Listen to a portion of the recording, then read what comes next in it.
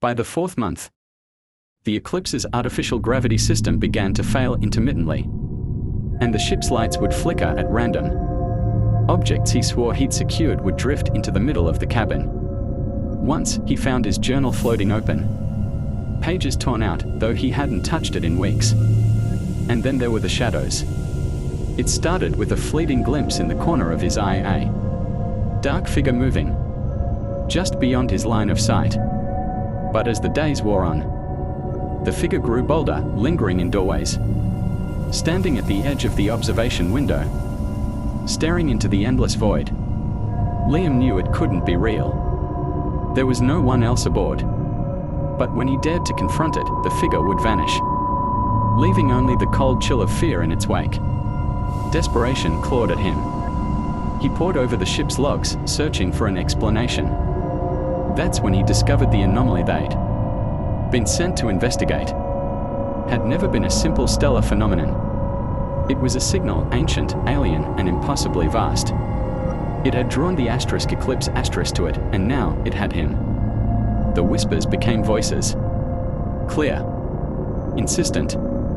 They spoke of things beyond his comprehension, of darkness, of eternity, of a hunger that stretched across galaxies. By the fifth month, Liam stopped sleeping.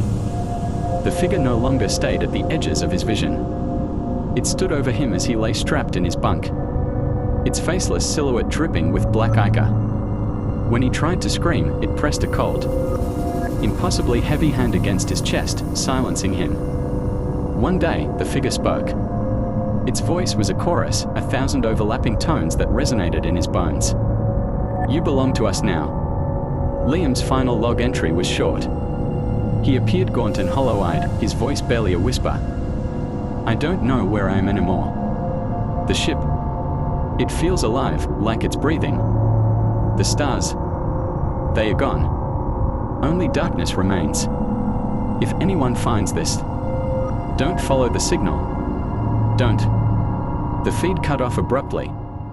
Months later, a recovery team located the Eclipse, adrift at the edge of the known universe.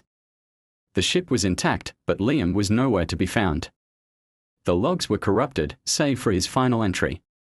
As they prepared to tow the Eclipse back to Earth, one of the engineers noticed something strange.